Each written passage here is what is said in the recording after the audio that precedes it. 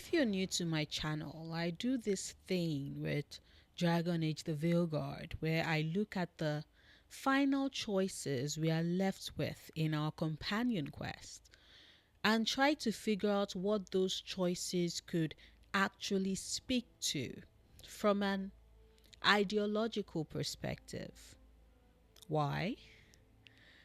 Because I think as much as we like to say that a lot of our choices are pretty instinctive, if we look beyond them to the heart of why we make certain choices that we do, we start to realize that our choices say a lot about the things we value within our own lives and the rules by which we govern ourselves. And this applies to the choices we make in video games as well. At least to me. Remember, all of this is my subjective opinion, as I do consider video games mediums of art, which, like all media, is given to subjective interpretations as we seek to analyze it. So, what does Neve's choice of choosing to either be Docktown's protector or its beacon of hope speak to us from an ideological perspective? Well then, keep watching. Before I jump into the video proper, however, quick introduction. Hello, I'm Noria, and on my channel I like to do media analysis, talking about characters, character arcs, themes, narrative structure, and stories across different media: movies, TV shows, books, anime, and video games. If that sounds like something you might be interested in, do check out my other videos. If you like what I have to say and my content, consider hitting subscribe. Or, if you'd rather watch me play video games, then check out my Let's Play channel, PS It's Noria. Link is in the description box. And with that out of the way, let's talk Neve Gallus and what the choice you get to make for her at the end of her companion quest has to say about what your ideology is with regards what matters more to a people: hope or protection. Because you see, when I make that statement, you most likely saw it in black and white, which is how the game presents things initially, to be fair. You can either have Neve serve as a symbol of hope for the people of Docktown and have Rana join her detective agency, so together they become out and proud symbols that Docktown's residents can look to and turn to. Or she can join up with Alec and the rest of the threads instead, becoming the one in the shadows to handle whatever trouble might show up. She would become a figure of legend, that being that those who seek to harm Docktown would fear, looking over their shoulders, which is fitting for the role that the threads have served within Docktown up until that part of the story. Now, if you clicked on this video hoping that I am going to factor in which decision makes Neve cause more damage on the battlefield, I am so sorry. But that isn't the type of content I make. Like I said earlier, I like to analyze these characters and their role in the story and what these decisions mean to and for them from a role-playing perspective. So if you or your rook is someone who believes firmly that ignorance is bliss and that you would rather live your life unaware of what lies in the dark, the terrors that lie underneath your bed, waiting to grab you. If you believe that knowing what forces are waiting to rip them apart and use and discard them in whatever way they desire is something that a person wouldn't want to know, if you're someone who would prefer you had a guardian angel to watch out for you and watch over you, let you continue living your life in bliss and ignorance, and keep you protected from anything that might seek to hurt you, a la the Winchester brothers, for example, then you might have just chosen to have Neve become Docktown's protector. If you're someone who believes that Seneca was right when he said, "A man who suffers before is necessary suffers more than necessary," then you probably chose to have Neve become the protector of Docktown. Because see, here is the thing. If you're given a choice to know the date of your death and how it's going to happen, especially if it is something that might cause you immense pain and come with loads of torture because some murdering blood mages are desperate to grasp power and are thus grabbing everybody they can find in Docktown for some extensive blood ritual, if you are told, would you like to know that that painful drawn out death is possibly coming your way? Or would you rather stay in the dark, unaware of what awaits you, and so therefore you have no idea how close you came to death because Neve Gallus came in through the shadows to destroy the blood mages and save Docktown yet again, only to vanish right back into the darkness with her work done?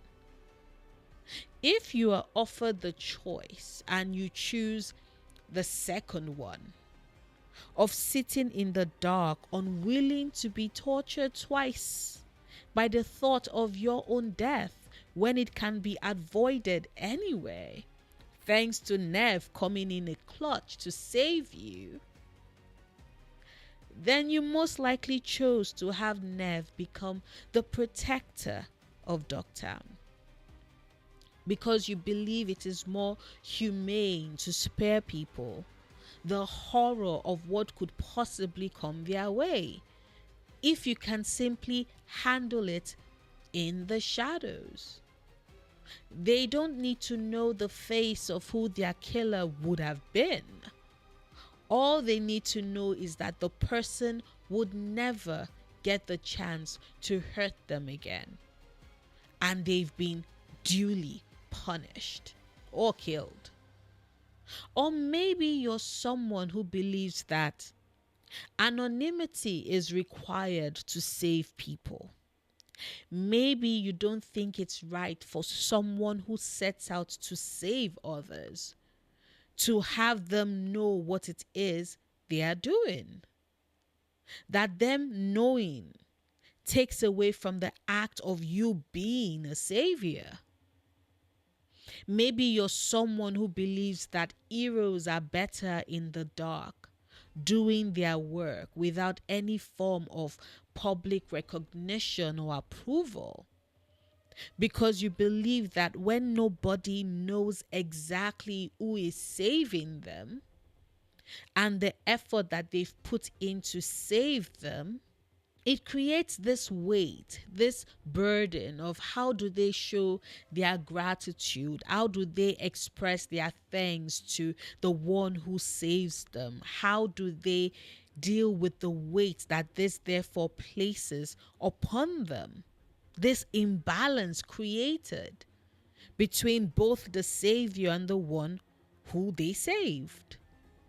Because it's possible that you personally believe that saving others is and should be A thankless job, one that isn't done to be held up and seen by others, but to be carried out in the dark, in the silence of people not knowing the effort and work you put in to save them. Maybe you think that a true hero is one that others have no idea who they are or what they actually did, that all they know instead is that they were saved. If that is the case, then you might have chosen to turn Neve into the one in the shadows protecting Docktown, this place she calls home. Or you believe that saving people requires getting your hands dirty, and that only those who operate within the shadows will be able to effectively get the job done. You might be someone who believes that laws can be broken or bended or twisted if it would help save people, and thus you need someone in the shadows willing to put in that work to get that done. Because that's who a true hero is. Someone who's willing to go there, to do things that others might not even consider for fear of what would happen if some people caught wind of their actions. That's a protector from the shadows. But what if you think heroes are better served not in the darkness, simply getting things done with the distance that brings, but instead are better served as symbols, ones that are held out into the light for everyone to look at, to aspire to realize that even they are capable of so much more than the mundane? Then you might have chosen to make Neve instead be a symbol of hope to Docktown. Because the thing about heroes that remain in the dark is that they are often larger than life. They become myth, legends, figures that the everyday person can barely ever dream of even aspiring to be. How is it possible? To be a shadow is to be an enigma, someone or something beyond reach who tells you to ignore everything else and just stay safe in the knowledge of their protection. It is so easy to almost attain godhood in the shadows. A symbol of hope, however, becomes someone real. Someone you can see, you can talk to, someone you can relate to. If you choose to make Neve stand for hope in Docktown, then you are most likely someone who firmly believes that as people, we all have the capacity to be heroes in our own right. That every single one of us can save the day. That together we can create the changes we seek to see in the world, whether we're a detective or a former Templar who has decided to let go of the corrupt organization to which she once served. That united we can make a new world and fight the forces that would rather see us broken, imprisoned, or used. All by watching this one person do her best in the light to fight for Docktown and all it stands for.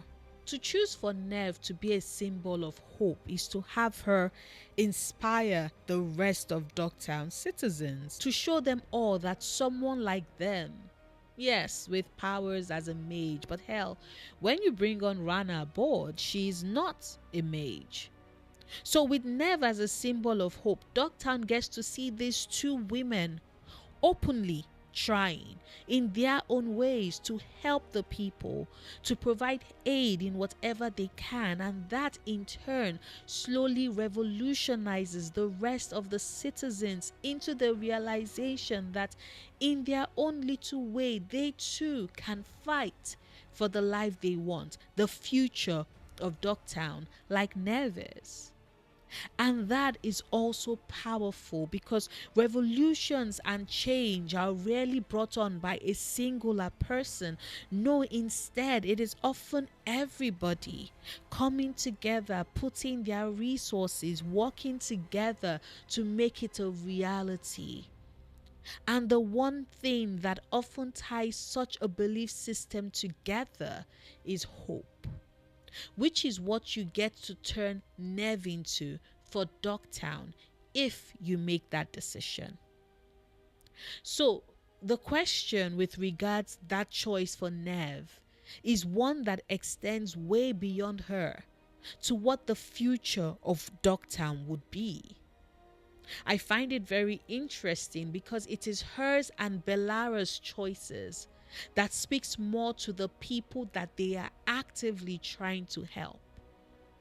It shows how, even in this way, their friendship for me resonates. They have their differences, but also their similarities in very interesting ways. Bellara's focus would always be on the knowledge lost to her people, and Nev's focus would always be the best way to help her city.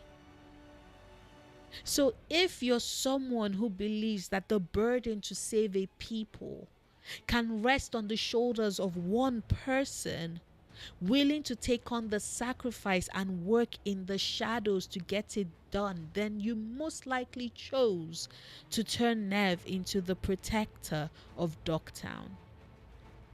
If, however, you believe that people can save themselves and should be allowed to save themselves, to show what they are capable of, if only they are given the nudge and the example with which to do so, then you probably chose to turn Neve into a symbol of hope for Docktown. Like I say in the videos I've made in this video series about Vilgard's choices and what they mean, of which this is the fifth one, there really isn't a right or wrong answer in these decisions. Instead, I see them as a way to ask ourselves what matters more to us as players, and also to ask ourselves about the rooks we are playing. Sometimes subtext enriches an experience for me in that, in the decisions I get to take for my rook, it helps me further characterize what kind of person they are and what matters more to them. Is Larima Ladair, who is my first rook, by the way, is she the type of person who believes that people work best together and need something to rally around in order to save themselves? Then she would choose Neve to be a symbol of hope. But Mena Ingovar, my third rook, is someone who believes that it is the responsibility of the one who is meant to protect people to do so from the shadows, hidden from view, getting their hands dirty, sorting whatever needs to be sorted out with no one else the wiser. Because that is the responsible thing to do, to have it handled. Her job and role as a watcher, I've taught her that. It is the responsibility borne by those who reside in the necropolis. So, of course, she's choosing to make Neve a protector. But that's Larima and Mena. What about you? What was your first choice for Neve, and would that be your canon choice? My first choice was to make her a symbol of hope. And as someone who does believe in mutual aid and community building, best believe that that is my canon choice as well. If you enjoyed this video or anything I had to say, really hit the like button. If you hated what I had to say and consider it an absolute waste of your time, hit the dislike button instead. Whichever choice you choose, Works for me. If, however, you did enjoy the video, please consider sharing it. It helps me reach a wider audience and gets more people to consider what I have to say. Who knows? Maybe we might just cultivate a community of people who like analyzing video games in ways beyond merely I'm a renegade or a paragon, and therefore these decisions, whether I'm being good or bad, these are the choices I have to make, these are the decisions I have to make. They might end up liking my corner of the internet a little bit more, which in turn helps my channel grow and is incredibly supportive of my content. Speaking of support, a huge thank you to my Patreons who have been pretty instrumental in helping me keep the lights on this channel. Thank you. Truly, from the bottom of my heart, thank you. If you would like to consider supporting me on Patreon, the link to do so is in the description box. I make new videos 3 times a week, Mondays, Wednesdays, and Fridays. Whilst you wait for new content from me, do consider checking out my last video where I explored what the choice of saving Manfred or choosing to make Emmerich a lich could mean, besides the obvious. I actually liked the video, and the response to it has been very supportive and has made me incredibly happy. So yay! Until next time, do remember, obsessing over the things you love, perfectly valid coping mechanism.